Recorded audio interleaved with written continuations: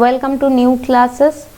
আজকে আমরা ক্লাস 10-এর ফিজিক্সের যে পার্টটা শুরু করেছিলাম একদম শুরুর দিকে, পরিবেশের জন্য ভাবনা, তো তার এটা সেকেন্ড ক্লাস হচ্ছে। তো আজকের টপিকটা তোমরা হেডিংয়ে দেখেই বুঝতে পেরেছো, সেটা আমরা পড়বো কী নিয়ে, সেটা হচ্ছে ওজোন নিয়ে। ঠিক আছে, ওজোনে ঢোকার আগে আমরা একটু অন্য জোনে ঘুরে আসি। সেই জোনটা কি, সেটা হচ্ছে যে এটার যে ফার্স্ট ক্লাসটা, তার ভিডিওটা না দেখে থাকলে এটা ডেসক্রিপশন বক্সে বা ওপরের এই দিকের আই বাটনে সেই লিঙ্কটা দেওয়া রইলো, সেটা তোমরা দেখে নিতে পারো, বা না দেখে নিলেও কোনো অসুবিধা নেই। না দেখা থাকলেও এই চ্যাপ্টারটা এমন, যেখান থেকেই দেখো বা যেখান থেকেই পড়ো সব কিছুই মোটামুটি মাথায় ঢুকে যায়। তো কথা বেশি না বাড়িয়ে একদম আমরা ক্লাসে চলে আসি। তো এই যে টপিক ওজন, এই ওজন থেকে আমাদের কি পড়তে লাগবে, সেটা হচ্ছে প্রথম জিনিস যেটা পড়তে লাগে সেটা হচ্ছে যে এই ওজনটা থাকে কোথায়, অর্থাৎ এর অবস্থান পড়তে লাগবে। সেকেন্ড লাগবে এর কাজ কি, থেকে আমাদের জন্য কি উদ্ধারটা করে দিচ্ছে। এবং থার্ড আরেকটা জিনিস লাগে, যেটা আমরা প্রথম এটা বলেই শুরু করব, সেটা হচ্ছে ওজন কি। কখনো কখনো দেয় ওজন হলো একটি, এবার অপশানগুলো থাকে অক্সিজেনের রূপভেদ, হাইড্রোজেনের রূপভেদ, কার্বনের রূপভেদ। তো এখানে আমরা যেটা জানবো সেটা হচ্ছে ওজন কি। ওজন হচ্ছে অক্সিজেনের একটি রূপভেদ। কেউ কেউ এটাকে রূপভেদ বলে, কেউ কেউ এটা রূপভেদ বলে, কিছু এসে যায় না, সব রূপই সমান। তো হোয়াট ইজ এই রূপভেদ? রূপভেদ জিনিসটা কি? রূপভেদ সম্পর্কে আমরা একটা ছোট আইডিয়া পড়েছিলাম, সেটা হচ্ছে ক্লাস 8-এ। ক্লাস 8-এ আমরা পড়েছিলাম যে কার্বনের বিভিন্ন রকম রূপভেদ হয়, যেরকম হিরে হচ্ছে কার্বনের একটা রূপ, গ্রাফাইট হচ্ছে কার্বনের একটা রূপ, তোমার ভূষকালি, কোক কয়লা, তোমার এগুলো সব হচ্ছে কার্বনের এক একটা রূপ। তো এখানে আমরা যেটা পড়বো সেটা হচ্ছে এটা ওজন, যেটা ওজন হচ্ছে অক্সিজেনের রূপ। এবার এই রূপভেদ কথাটার মানে কি? রূপভেদ কথাটার মানে হচ্ছে যেটা তৈরি তো সেই বেসিক মলিকিউলটা দিয়েই তৈরি, যেরকম কি অক্সিজেন কি দিয়ে তৈরি? অক্সিজেন তৈরি হচ্ছে দুটো অক্সিজেন পরমাণু দিয়ে তৈরি। ঠিক আছে, আমরা এটাকে লিখি কি O2 বলে। ঠিক সেমভাবে এখানে যদি আরেকটা ও যুক্ত হয়ে যায়, সেটা কিসে কনভার্ট হয়ে যাবে? সেটা হয়ে যাবে হচ্ছে O3 বা ওজোনে। এটা হচ্ছে ওজনের সংকেত। তো এমনিতে দেখতে গেলে ও দিয়েই তৈরি সব কটা, কিন্তু কি এই অক্সিজেন আর ওজনের মধ্যে মানে রূপভেদ আমরা তাদেরকেই বলবো যাদের মানে মূল যে মৌল সেটা এক হলেও তাদের ভৌত বা রাসায়নিক ধর্ম কিন্তু সম্পূর্ণ আলাদা হয়। তো ওজন আর অক্সিজেনের দুজনেরই কিন্তু ভৌত এবং রাসায়নিক ধর্ম কিন্তু আলাদা আলাদা। ঠিক আছে, আমাদের এত কিছু জটিলতায় যাওয়ার দরকার নেই, শুধু পরীক্ষা যেটা আসতে পারে যে ওজন কি, ওজন হলো অক্সিজেনের একটা রূপভেদ। এবার হচ্ছে ওজনের অবস্থান কোথায়। আমরা আগের ক্লাসেই পড়েছিলাম যে ওজন কোথায় থাকে। ওজন থাকে হচ্ছে আমাদের বায়ুমণ্ডলের স্ট্র্যাটোস্ফিয়ারে। ঠিক আছে, শুধু এইটুকু বললেই চলবে। তো স্ট্র্যাটোস্ফিয়ারে আমাদের ওজনের অবস্থান, ওজন স্তরে। এরপর হচ্ছে সেই ওজনটা আমাদের কি কাজে হেল্প করছে, সেটা হচ্ছে ওজন কি হয়, আমরা ওই যে বললাম ওজন স্তর, একটা লেয়ার পড়ে যায় ওজনের। তো সেই লেয়ারটা কি করছে, পৃথিবীতে সূর্যের যেমন আলো আসছে, সেরকম সূর্যের আলোর সাথে কি হয়, বিভিন্ন রকম অন্যান্য ধরনের রশ্মিও আসে। যেরকম একটা রশ্মি হচ্ছে ইউভি রশ্মি। ঠিক আছে, ইউভি রশ্মির ফুল ফর্ম কি? ফুল ফর্ম হচ্ছে আলট্রা ভায়োলেট রশ্মি, বা এটাকে যদি বাংলায় বলে তাহলে বলবে হচ্ছে অতি বেগুনি রশ্মি। কিন্তু আমি সবসময় বলবো ইংলিশ টার্মটাও এবার থেকে হচ্ছে অল্প অল্প করে জেনে রাখো। কেন? পরীক্ষার সময় এরকম হতেই পারে যে তোমাকে ধরো পরীক্ষা এমন একটা প্রশ্ন দিল, যে প্রশ্নটার হচ্ছে তুমি বাংলা পড়ে ঠিক মানেটা ধরতে পারলে না, বা বাংলাতেই এমন জিনিসটা অনেক সময় এখন যেটা করে যে পরীক্ষায় বাংলাতে ইংলিশ টার্মটাকে বাংলায় লেখে, যেরকম এখানে তোমাকে মানে দিল হচ্ছে আলট্রা ভায়োলেট রশ্মি। তো তুমি যদি জিনিসটা না জেনে রাখো, তাহলে যেটা হবে যে পরীক্ষায় মানেটা বুঝতে বা উত্তরটা লিখতে যে ইস এটা তো আমার জানা ছিল, কিন্তু কখনো কখনো ওটা লিখতে পারা যায় না। তাই জন্য কেন ইম্পর্টেন্ট, কারণ তোমরা ক্লাস 10-এ পড়ছো, কারণ এটা ছোটো হলে তবুও একটা আলাদা ব্যাপার ছিল। আর ক্লাস 10-এ সবসময় কি হয় যে একটা তোমার বেঙ্গলি কোয়েশ্চেন আর ইংলিশ কোয়েশ্চেন একসাথে মার্জ হয়ে থাকে। তো কোথাও বাংলায় যদি অসুবিধা হয়, তুমি ইংলিশ টার্মটা দেখে নিলে তোমার কোয়েশ্চেনটা ক্লিয়ার হয়ে যাবে। তো কি করছে, এই যে ইউভি রশ্মি যেটা সূর্য থেকে আসে, সেই ইউভি রশ্মিটা এমনিতে ক্ষতিকারক, তো সেই ইউভি রশ্মিকে কি করছে, প্রবেশ করতে বাধা দেয়। কোথায় প্রবেশ করতে, সেটা হচ্ছে পৃথিবীতে প্রবেশ করতে।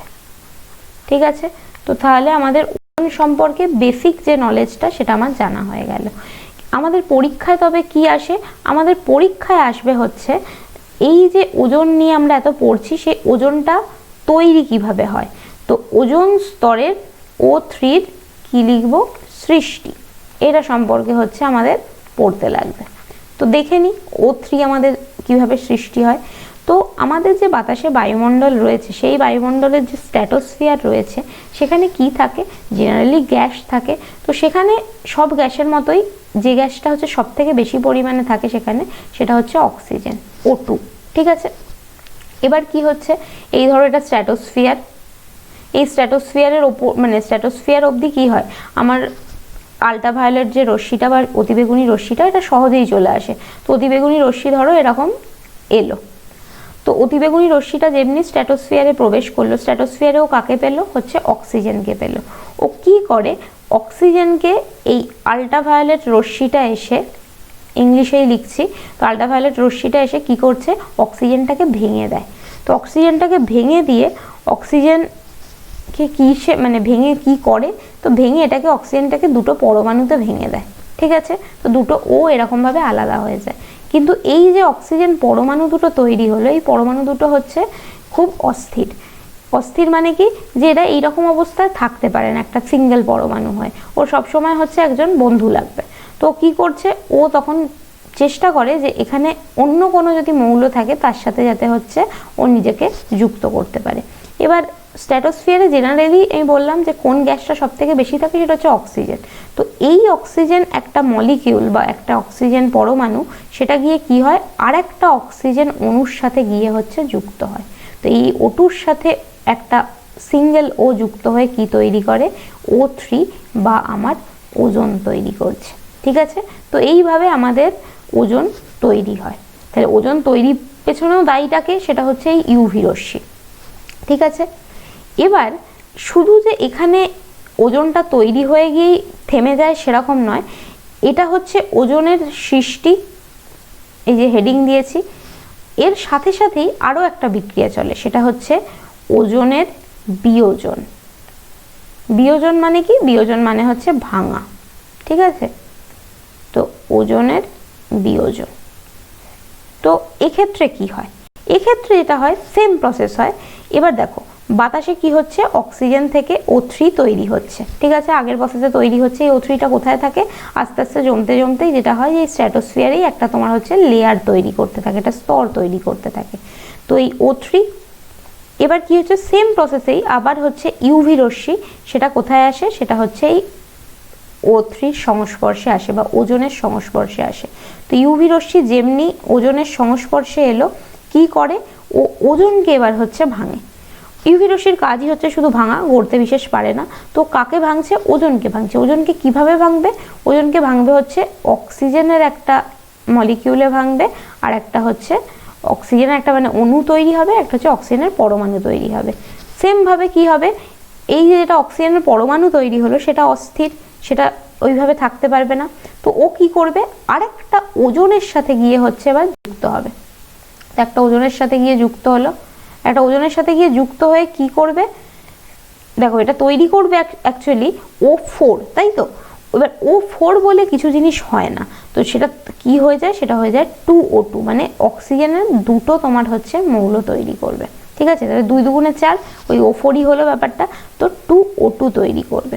ঠিক আছে, বোঝাতে পারলাম। এবার কি বললাম আমি একটু আগে, যে এই যে দুটো বিক্রিয়া, অর্থাৎ একটা হচ্ছে এই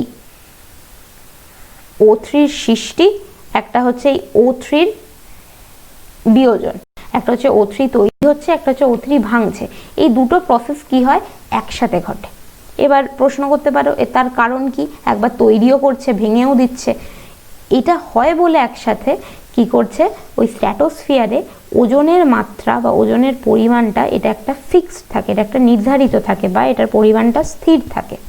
কেন, এই যে যেমন ধরো এখানে যদি অক্সিজেন থেকে ভেঙে ওজনই তৈরি হতো, তাহলে কি হতো, একটা সময় স্ট্র্যাটোস্ফিয়ারে অক্সিজেনের পরিমাণ একদম শূন্য হয়ে যেত আর ওজনই ওজন থাকতো, ঠিক আছে। কিন্তু সেটা যাতে না হয় সেই কারণে কি হয়, সেই ওজনটা আবার ভেঙে গিয়ে অক্সিজেনে রূপান্তরিত হয়, আবার এই অক্সিজেনটাই কি করবে, আবার গিয়ে ওজন তৈরি করবে। তো এই প্রসেসটা কি হয়, চক্রাকারে চলতেই থাকে একের পর। সেই জন্যই কি হয় যে তোমার যে স্ট্র্যাটোস্ফিয়ার সেখানে ওজনের যে পরিমাণটা সেটা হচ্ছে নির্দিষ্ট থাকে, ঠিক আছে। বোঝাতে পারলাম। জেনারেলি পরীক্ষায় প্রশ্ন দেয় না, বাট স্কুলের পরীক্ষায় যে তোমাদের তো এখনো 2টো ইউনিট তো দিতে হবে, মানে 2টো নয় 1টা ইউনিট, তো সেখানে পাকামি করলেও মানে পারে যে কিভাবে তোমার হচ্ছে স্ট্র্যাটোস্ফিয়ারে ওজনের স্তর নির্ধারিত বা তোমার হচ্ছে স্থির থাকে। তো তখন তোমাকে 2টো প্রসেসই বলতে হবে, যে একাধারে কি হয় যে স্ট্র্যাটোস্ফিয়ারে ওজনের সৃষ্টিও হচ্ছে আবার ওজনের বিয়োজনও হচ্ছে। বিক্রিয়া দিতে পারলে খুব ভালো, ঠিক আছে। এই বিক্রিয়াগুলো তোমাদের বইতে দেওয়াই আছে, সেই জন্য তোমাদের হচ্ছে এটা ইম্পর্টেন্ট হয়ে দাঁড়ায়। গেল। এবার প্রবলেম কি হচ্ছে, এটা তো গেল তৈরি হলো। এবার বর্তমানে দেখা গেছে যে এই যে ওজন তৈরি হলো, সেই ওজনের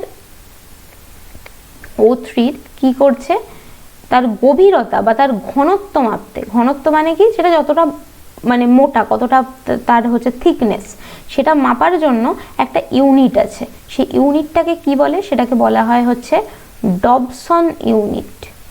ইম্পর্টেন্ট, পরীক্ষায় আসে কখনো কখনো যে ডবসন ইউনিটের সাহায্যে আমরা কি মাপি, সেটা হচ্ছে O3 বা ওজনের তোমার হচ্ছে ঘনত্ব মাপি, ঠিক আছে।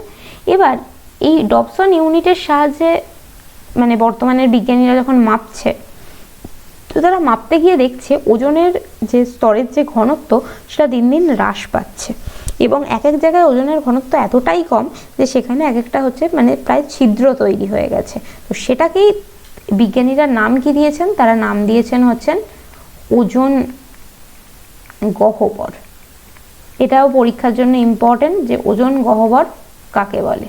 তো ওজন গহ্বর তৈরি হচ্ছে, এরই ইংলিশ কি, এটার ইংলিশটাকে বলা হচ্ছে ওজন হোল, ঠিক আছে।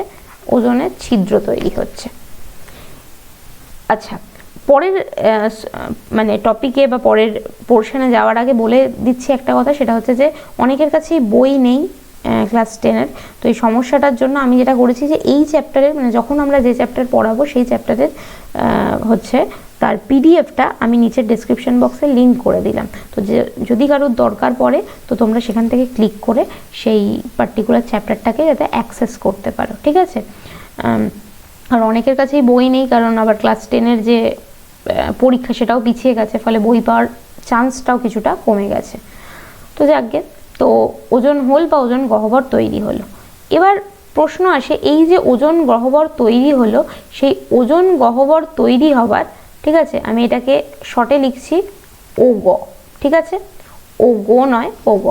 তো ওজন গহ্বর সৃষ্টির কারণ, ঠিক আছে, তো এটাকে সৃষ্টি কে করছে, ওর ঘনত্ব কমছে সেটা না হয় আমি বুঝতে পারলাম, কিন্তু সেই ঘনত্ব তো কমার একটা কোনো রিজন থাকবে। তো ওজন গহ্বর কমানোর পেছনে 2টো তোমার হচ্ছে পদার্থ বা বলতে পারো 2টো যৌগ, তারা হচ্ছে দায়ী। প্রথম যৌগটির নাম হচ্ছে CFC, খুব ইম্পর্টেন্ট। এর ফুল ফর্ম কি, এর ফুল ফর্ম হচ্ছে ক্লোরোফ্লুরোকার্বন। নামের মধ্যেই পাচ্ছ 3টে তোমার হচ্ছে মৌল আছে। কি কি সেই 3টে মৌল, সেটা হচ্ছে ক্লোরিন, ফ্লোরিন আর হচ্ছে কার্বন, ঠিক আছে। এই 3টে পদার্থ একসাথে মিশে তোমার তৈরি করে হচ্ছে ক্লোরোফ্লুরোকার্বন, ঠিক আছে।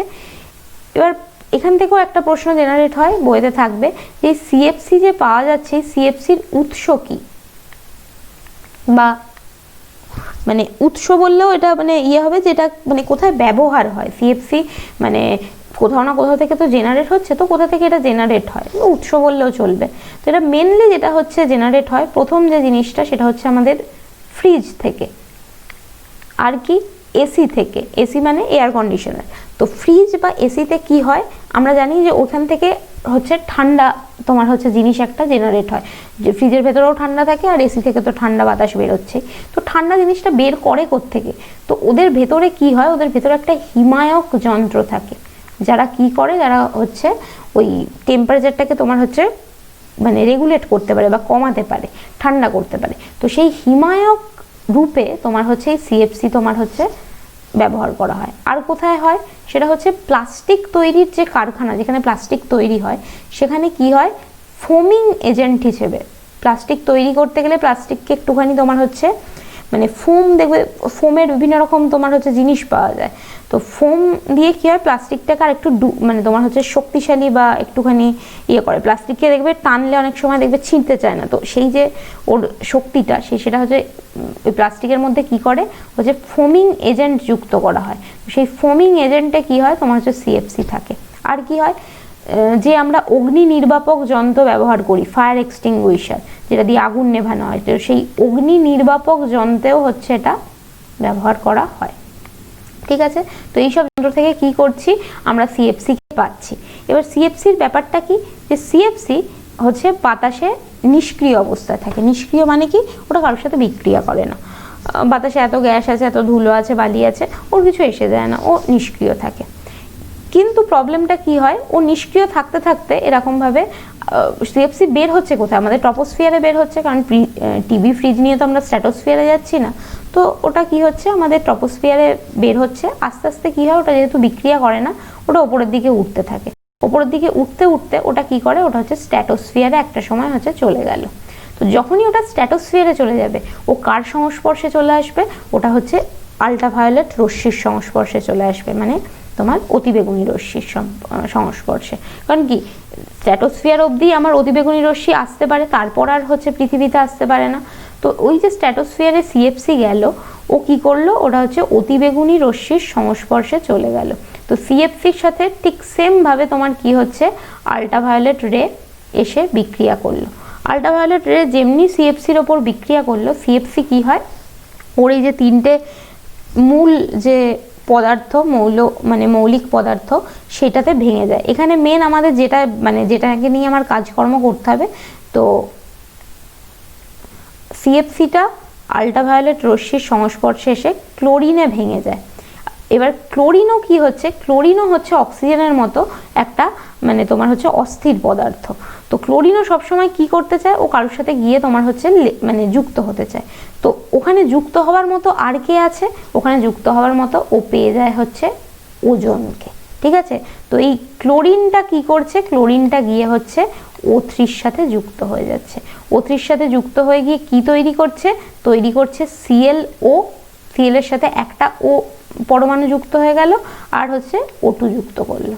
ঠিক আছে, এরপর কি হলো, এই ClOটা গিয়ে আরেকটা ওজনের সাথে হচ্ছে বিক্রিয়া করলো, তার মানে ClO প্লাস O3, এটা গিয়ে আবার ফার্দার কি করছে, এখান থেকে সিএলটা আলাদা হয়ে যাচ্ছে, আর পরে কি থাকলো দেখো O3, আর এখানে একটা O, সেই O4 মানে আমি ওটাকে লিখবো হচ্ছে 2O2। ঠিক আছে, এবার দেখো আমি যখন আগের স্টেপটা করছিলাম, এই যে এইখানে আগের স্টেপেও কি হচ্ছিল, আমার যেরকম অক্সিজেনকে ইউভি রে ভাঙছিল, ইউভি রে ভেঙে কিসে তৈরি করেছিল, আমার হচ্ছে অক্সিজেনে রূপান্তরিত করেছিল। এবার তুমি প্রশ্ন করতে পারো যে এখানেও তো সেমই জিনিস হচ্ছে, যে সিএফসি থেকে ক্লোরিনটা বেরোলো, সেই ক্লোরিনটা কি হচ্ছে, সেই ক্লোরিনটা তোমার হচ্ছে O3 সাথে বিক্রিয়া করলো, O3 সাথে বিক্রিয়া করে এটা হচ্ছে সেই O2 তৈরি করলো, আবার 2O2 তৈরি করলো। তো করলো, এখান থেকে তো আবার ওজন তৈরি হবে, তো অসুবিধাটা কোথায়, প্রবলেমটা কি হচ্ছে দেখো। এবার হচ্ছে সোজা লজিক, ওজন তৈরি কে করছিল, আল্ট্রাভায়োলেট রে তো হেল্প করছিল, কিন্তু তৈরি করছিল অক্সিজেনই তো একটা ওয়ের সাথে যুক্ত হয়ে কি করছিল, আমার হচ্ছে ওজনটাকে তৈরি করছিল। এবার ওজনটাকে ভাঙছিল ইউভি রে নিজে ভাঙছিল একটা, আর যখনই এখানে সিএফসি চলে এলো, সিএফসির ক্লোরিনও ওকে আবার হচ্ছে ভাঙতে শুরু করলো, তাই তো। তাহলে এবার বেসিক কমন সেন্স লাগাও, তৈরি করছে একজন, ভাঙছে হচ্ছে দুজন, তাহলে কোনটার রেট বেশি হচ্ছে, কোনটার হার বেশি হচ্ছে, সেটা হচ্ছে ভাঙার হার বেশি হচ্ছে।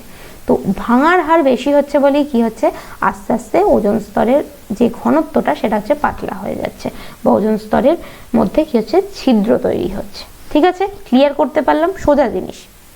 তো এবার আমরা আসবো যে ওজোন স্তরে ছিদ্র তো হয়ে গেল, তো ওজোন স্তরে ছিদ্র হওয়ার পর কি সমস্যা হলো।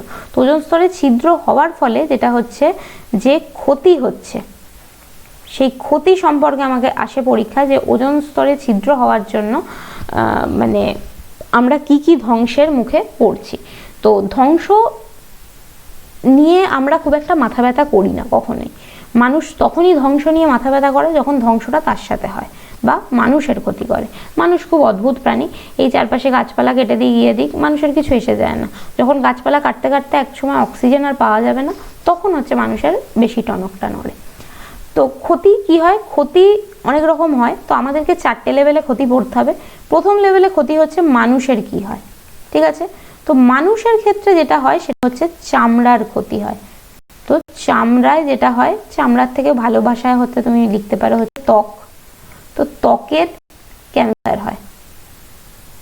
আর যদি ক্যান্সার অবধি নাও পৌঁছায়, ত্বকের ক্যান্সার তো আলটিমেট একটা জিনিস, তাহলেও যেটা হয় তোমার হচ্ছে চোখে প্রবলেম হতে পারে, চোখে ছানি পড়তে পারে। আর কি হতে পারে, তোমার মধ্যে রোগ প্রতিরোধ যে ব্যবস্থা সেটা হচ্ছে দুর্বল হতে পারে, ঠিক আছে। আপাতত আমি এটাই লিখছি যেটা সব থেকে ইম্পর্টেন্ট। কারণ তোমাকে যদি বলে মানুষের মধ্যে কি ক্ষতি হয় এবং তুমি যদি চামড়া বা ত্বকের ক্যান্সার না লেখো, তাহলে সেটা একটা নেগেটিভ ব্যাপার হলো। এবার কার ক্ষতি হতে পারে, এবার হচ্ছে গাছপালার ক্ষতি করতে পারে। তো গাছপালার কি ক্ষতি করে, তো গাছপালা যেটা করে সেটা হচ্ছে সালোক সংশ্লেষ করে। আর এই যখন ইউভি রশ্মি পৃথিবীতে চলে আসে, তখন যেটা করে যে এই সালোক সংশ্লেষের হার হচ্ছে কমিয়ে দেয়, ঠিক আছে।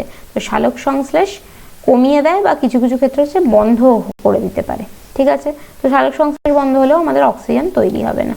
থার্ড কিসে তোমার এফেক্ট করে, সেটা হচ্ছে বিভিন্ন রকম জলাশয়। সেটা হতে পারে সমুদ্র, নদী, যেখানে ইচ্ছা। তো সমুদ্র নদীতে কি হয়, সমুদ্র নদীর মধ্যে হচ্ছে কিছু কিছু জলজ শ্যাওলা থাকে বা খুব ছোট ছোট পোকামাকড় থাকে। তাদেরকে কি বলে, তাদেরকে বলে হচ্ছে প্ল্যাঙ্কটন, ঠিক আছে। তো এই প্ল্যাঙ্কটনগুলো কি হয়, যদি জলের মধ্যে ইউভি রশ্মি পড়ে, সেই প্ল্যাঙ্কটনগুলো নষ্ট হয়ে যায়। এই প্ল্যাঙ্কটনগুলো কি কাজে লাগে, এই প্ল্যাঙ্কটনগুলো হচ্ছে জলের মধ্যে যেসব মাছ থাকে, তো তাদের খাদ্য হিসেবে তোমার হচ্ছে ইউজ হয়। তো মাছেরা যদি খাবার না পায়, মাছেরাও কি হবে, মরে যাবে একটা টাইমে। এবং ফোর্থ যেটা হচ্ছে কি হয়, সেটা হচ্ছে পরিবেশে কি এর এফেক্ট পড়লো, পরিবেশ বা বায়ুমণ্ডলে কি এফেক্ট পড়লো, সেটাই হচ্ছে সব থেকে ইম্পর্টেন্ট, যেটার ওপর বেস করে পরের টপিকটা শুরু হবে। তো পরিবেশে যেটা হয়, যদি আল্ট্রাভায়োলেট রশ্মি বেশি চলে আসে, তাহলে পরিবেশের উষ্ণতা বৃদ্ধি পায়। তো উষ্ণতা বৃদ্ধি পাওয়ার ফলে যে জিনিসটা ঘটে, সেটাকে আমরা কি বলি, সেটাকে বলি হচ্ছে গ্লোবাল ওয়ার্মিং হচ্ছে।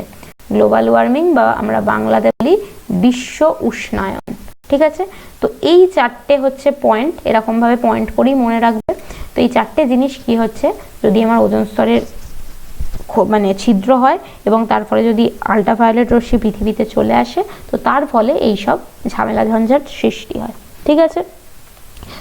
এবার হচ্ছে এই যে ওজোন স্তরে এত ক্ষতি হলো, তো তার জন্য কি আমাদের সব এই এত হাজারটা দেশ নেই, এই যে 194টার মতো দেশ রয়েছে, 195টার মতো, তো তারা কি কিছু করছে না, হাত গুটিয়ে বসে আছে? তো তা নয়। তো এরকম যে বিভিন্ন রকম দেশ রয়েছে, ইন্ডিয়া, আমেরিকা, লন্ডন, তো বিভিন্ন জায়গায় কি করছে, তো সবাই মিলে এই বিভিন্ন সব হচ্ছে বহু দেশ মিলে একটা চুক্তি করেছে। সেই চুক্তিটাকে বলা হয় হচ্ছে মন্ট্রিল প্রোটোকল, ঠিক আছে। মানে অনেকগুলো দেশ মিলে তোমার হচ্ছে যেমন তোমার ফ্রান্স, ইটালি, ইন্ডিয়া, সবাই মিলে কি করছে, এরকম মন্ট্রিল কেন নাম হয়েছে, তোমার কানাডার মধ্যে, কানাডা বা কানাডা, এটাও তোমার একটা দেশ। এই কানাডা শহরের তোমার হচ্ছে একটি শহর হচ্ছে মন্ট্রিল। তো সেই মন্ট্রিলের মধ্যে বিভিন্ন দেশ গিয়ে, তো তারা একটা হচ্ছে চুক্তি তারা হচ্ছে সাইন করে। সেই চুক্তিতে কি বলেছেন, তাই সেই চুক্তিতে তারা বলেছেন যে মানে এই চুক্তিটা কবে হয়েছিল আগে প্রথমে জেনে রাখা দরকার। তো এই চুক্তিটা হয়েছিল হচ্ছে 1987 সালে, বহু বছরের পুরনো। তখন তোমরাও জন্মাওনি, ইভেন আমিও জন্মাইনি। তো এই 1987 সালে কি হয়েছিল, একটা বহুদেশীয় চুক্তি হয়েছিল, যেখানে মানে বলা হয়েছিল যে আমরা একটা জিনিস হচ্ছে মেনে চলবো, সেটা হচ্ছে কি বিভিন্ন রকম সেখানে চুক্তি নেওয়া হয়েছে। যেমন 2000 সালের মধ্যে কি বলেছিল যে 50% আমরা হচ্ছে সিএফসির ব্যবহার কমিয়ে দেব, ঠিক আছে। এবং আরও বিভিন্ন রকম চুক্তি ছিল, আমি আপাতত এটাই মনে রাখতে পারছি। না না, আমি এটা ভুল বললাম। সেটা 2000 সালে নয়, এটা হচ্ছে 1995 সালের মধ্যে এটা 50% কমাবো, এবং 2000 সালে বলেছিল যে সিএফসির ব্যবহার পুরোপুরি হচ্ছে বন্ধ করে দেব। কিন্তু বুঝতেই পারছো, এখন আমরা টিভি ফ্রিজ সবই ইউজ করি, মানে টিভি ফ্রিজ নয়, ফ্রিজ আর এসি, এবং যার মধ্যে সিএফসি যথেষ্ট পরিমাণে মানে তৈরিও হচ্ছে। তো এই প্রসেস যেটা হচ্ছে এটা মানে খুব একটা এটা মানে চুক্তিটা সফল হয়নি। তো কিন্তু আমাদের পরীক্ষায় আসতে পারে যে এই ওজোন স্তর সংক্রান্ত কোন চুক্তিটি হয়েছিল। তো সেই চুক্তিটার নাম হচ্ছে মন্ট্রিল প্রোটোকল। তো মন্ট্রিল কি হচ্ছে কানাডার একটা শহর, যেখানে কি হয়েছিল তোমার 1987 সালে তোমার হচ্ছে একটা চুক্তি করা হয়েছিল। সালটা ইম্পর্টেন্ট আর কোথায় সেটা ইম্পর্টেন্ট। এটা বাংলাতে এটাকে মন্ট্রিল বলছে, কিন্তু অ্যাকচুয়াল এটার যে উচ্চারণটা সেটা হচ্ছে মন্ট্রিয়াল। ওকে, মন্ট্রিলের ইংলিশ হচ্ছে MONTREAL, ঠিক আছে। তো এটাকে মন্ট্রিয়াল বলে অ্যাকচুয়ালি, কিন্তু বইয়েতে বা সব জায়গায় তুমি মন্ট্রিলই পাবে, এটাকে উচ্চারণ করে না, তো মন্ট্রিল প্রোটোকল বললেও চলবে, একই ব্যাপার, কিছু এসে যায় না, মনে রাখাটা বড় কথা। এবার চলে আসবো আমাদের একদম লাস্ট একটা টপিক। সে টপিকটার নাম কি? টপিকটার নাম হচ্ছে green house effect. Green house effect সম্পর্কে আমরা সবাই হচ্ছে কম বেশি মানে অল্প বিস্তর হলেও জানি। তো আমি একটুখানি এখানটা মুছতে থাকছি, কারণ বেশি আমার পাতার এখানে অভাব হয়েছে। তো যাকগে, তো যেটা হচ্ছে বলার সেটা হচ্ছে যে গ্লোবাল ওয়ার্মিং বা বিশ্ব উষ্ণায়ন এবং তার সাথে যেটা আমাদের পড়তে হয় সেটা হচ্ছে গ্রিন হাউস গ্যাস, সেটা সম্পর্কে আমাদের অল্প একটুখানি আইডিয়া আছে। আমরা এগুলো মানে আগে কোনো একটা ক্লাসে হচ্ছে এগুলো আমরা টুকটাক একটু পড়ে দেখেছি। তো এখানে আমরা সেই জিনিসগুলি আবার পড়বো, কিন্তু আমি হচ্ছে বেশি খুব একটা ডিটেলসে যাব না, কারণ সেই সেম জিনিস বুঝিয়ে সেম জিনিস পড়িয়ে কিছু লাভ নেই। আমি হচ্ছে কোয়েশ্চেন বেসড হিসেবে পড়াবো, যে প্রশ্ন কীরকম আসে। প্রথম যেটা আসবে সেটা হচ্ছে, আচ্ছা আমি একটু শর্টে লিখি, সেটা হচ্ছে গ্রিন হাউস গ্যাস প্রথমে, ঠিক আছে। তো প্রথমেই প্রশ্ন যেটা আসবে 1 নম্বর, সেটা হচ্ছে গ্রিন হাউস গ্যাস কাকে বলে, ঠিক আছে। তো গ্রিন হাউস গ্যাস ব্যাপারটা কি, যে এই গ্রিন হাউস কোথায় তৈরি হয়, কোথায় মানে কোথায় জেনারেলি এগুলো দেখতে পাওয়া যায়, সেটা হচ্ছে পাহাড়ি অঞ্চলে। পাহাড়ি অঞ্চলে হয়টা কি, পাহাড়ি অঞ্চলের কিছু কিছু জায়গায় তোমার এরকম কাঁচের ঘর করা হয়। কাঁচের ঘরের মধ্যে কি হয়, তোমার হচ্ছে শাকসবজি এরকম বিভিন্ন রকম যে ফসল সেগুলো তোমার হচ্ছে এখানে উৎপাদন করা হয়, ঠিক আছে। এবার এই কাঁচের ঘরের মধ্যে যেটা হয় যে সূর্যের আলো তো এখানে ঢুকে যায়, ঢুকে গিয়ে কি হচ্ছে এই কাঁচের ঘরের এই ভেতরের যে ওয়েদারটাকে এটাকে গরম করে দেয়, কিন্তু বেরোনোর সময় কি হয়, এটা কাঁচের এই যে ঘরটাকে এটাকে ভেদ করে বেরোতে পারে না। ফলে কি এই যে উত্তাপটা এটা এখানে রয়ে যায়, ফলে কি হয় এই শীতের দেশেও এই যে তোমার গাছপালাগুলো এটা সতেজ থাকে, ঠিক আছে, মানে এই গাছপালাগুলো বাড়তে শুরু করে। তো এই গ্রিন হাউসের যে কনসেপ্ট, এটার ওপরই বেস করে কি হচ্ছে আমাদের পৃথিবীতেও সেম জিনিস হচ্ছে, যে আমাদের পৃথিবীতে কিছু কিছু গ্যাস আছে, যে গ্যাসগুলো কি করে আমাদের পৃথিবীর টপোস্ফিয়ারের মধ্যে, এই ধরো এটা পৃথিবীর পৃষ্ঠের ওপরে এরকম একটা তোমার হচ্ছে চাদর তৈরি করে দেয়, একটা তোমার একটা আচ্ছাদন তৈরি করে। তার ফলে কি হয়, সূর্যের আলো পৃথিবীতে তো ঢুকলো, কিন্তু ওটা পৃথিবী পৃষ্ঠেটা এলো, পৃথিবী পৃষ্ঠ থেকে ওটা কি হয়, ওটার বাইরে যেতে পারে না, ওই গ্যাসের যে আচ্ছাদন ওতে আটকে যাচ্ছে, আটকে গিয়ে কি হয় এই পৃথিবীর স্তরের মধ্যে এটা হচ্ছে ঘোরাফেরা করে। তো তার ফলে যেটা হচ্ছে কি পৃথিবীর যে উষ্ণতা সেটা ধীরে ধীরে হচ্ছে বাড়তে শুরু করছে। তো এই যে গ্রিন হাউস গ্যাস, তো প্রথমে তোমার প্রশ্ন দেবে কি গ্রিন হাউস গ্যাস জিনিসটা কি, এটাকে গ্রিন হাউস গ্যাস হিসেবেও প্রশ্ন দিতে পারে, কখনো কখনো এটাকে বলা হয় গ্রিন হাউস এফেক্ট কি। তো গ্রিন হাউস গ্যাস বললে তোমাকে গ্যাসগুলোর নাম বলতে হবে, এবং গ্রিন হাউস এফেক্ট বললে এই যে ঘটনাটা আমি বললাম সেটা বলতে হবে। তো গ্রিন হাউস গ্যাসগুলোর নাম একটুখানি জানি। প্রথম যে গ্যাস বেশি পরিমাণে থাকে গ্রিন হাউসে সেটা হচ্ছে কার্বন ডাই অক্সাইড। পরীক্ষায় খুব পছন্দের প্রশ্ন টিচারদের, যে প্রধান গ্রিন হাউস গ্যাসটির নাম লেখো। তো প্রধান গ্রিন হাউস গ্যাসটির নাম হচ্ছে CO2, ঠিক আছে। এরপর কি থাকে, এরপরে থাকে হচ্ছে CH4। CH4 মানে এটাকে কি বলে, এটাকে বলে হচ্ছে মিথেন, ঠিক আছে। এবার আস্তে আস্তে আমাদের কিন্তু এই সব ফুল ফর্মগুলো মানে সংকেতের আসল নামগুলো সেগুলো কিন্তু মুখস্থ করতে লাগবে, কারণ এইসব জিনিসগুলো কিন্তু পরীক্ষায় আসে। তো একটা গেল CO2, CO2টা কি, CO2টা হচ্ছে মেন গ্রিন হাউস গ্যাস। আর CH4 বা মিথেনটা কি, মিথেনটা হচ্ছে জৈব, ঠিক আছে। মিথেন কিভাবে তৈরি হয়, তোমার হচ্ছে জলা জমিতে সেখানে হচ্ছে তোমার মিথেন তৈরি হয়। মিথেন জিনিসটা হচ্ছে জৈব পদার্থ থেকে তৈরি হয়। ইভেন যে গরুর যে গোবর টোবর হয় সেই গোবর সারের মধ্যেও কি হয়, তোমার হচ্ছে মিথেন থাকে। তো পরীক্ষায় কখনো কখনো এরকমও প্রশ্ন আসে, একটি জৈব গ্রিনহাউস গ্যাসের নাম লেখো। তো জৈব গ্রিনহাউস গ্যাসের নাম কি, সেটা হচ্ছে মিথেন। আর কি কি থাকে, আর থাকে হচ্ছে তোমার ওজনও কিছুটা তোমার হচ্ছে গ্রিনহাউস গ্যাস মানে এফেক্টের জন্য দায়ী থাকে। আর কে থাকে, আর থাকে হচ্ছে N2O। N2O মানে কি, একটুখানি দাঁড়াও, N2O, N2O এর নাম কি, N2O এর নাম হচ্ছে নাইট্রাস অক্সাইড। আমার টটা একটু অন্যরকম, তো আশা করি অসুবিধা হবে না। তো এটা নাইট্রাস অক্সাইড, এটাও এক ধরনের গ্রিনহাউস গ্যাস। এবং সবার আলটিমেটলি যে জিনিসটা মনে রাখতে হবে সেটা হচ্ছে জলীয় বাষ্প। অনেক ছেলেমেয়েরা জলীয় বাষ্পকে হচ্ছে ইগনোর করে চলে যায়।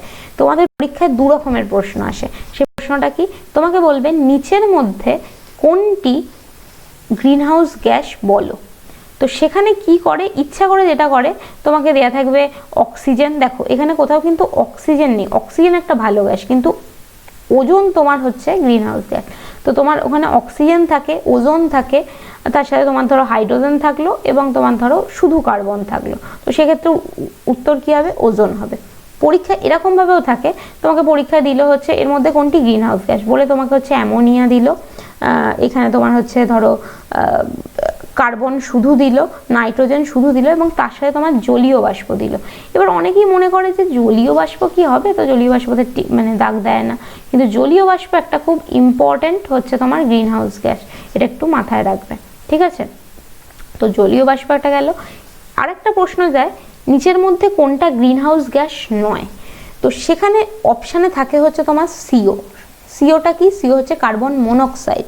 তো কার্বন ডাইঅক্সাইড যেটা, সেটা হচ্ছে গ্রিনহাউস গ্যাস, কিন্তু কার্বন মনোক্সাইড কিন্তু গ্রিনহাউস গ্যাস নয়। কিন্তু তোমাকে অপশানে এটা দেয়া থাকবে, অপশানে এটা দেয়া থাকলেই লোকে ভাবে কার্বন ডাইঅক্সাইড যদি করে কার্বন মনোক্সাইডও নিশ্চয়ই করে, বলে কার্বন মনোক্সাইডটাকে দিয়ে আসে, কিন্তু ওটা কিন্তু তোমার উত্তর হয় না, ঠিক আছে।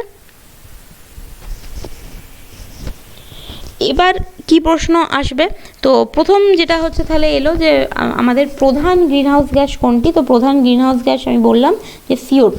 CO2ই হচ্ছে গ্রিনহাউস গ্যাস, যত গ্রিনহাউস গ্যাস থাকে তার হচ্ছে 50%, ঠিক আছে। কত পার্সেন্ট এটা পরীক্ষায় আসবে না, তোমাকে বলবে যে প্রধান গ্রিনহাউস গ্যাসের নাম কি, তো সেটা হচ্ছে এটা। ও আর একটা ইম্পর্টেন্ট জিনিসেরই তো নাম লেখা হয়নি, সেটা হচ্ছে CFC। ওই যে বললাম CFCও হচ্ছে গ্রিনহাউস গ্যাস, ঠিক আছে, বোঝাতে পারলাম।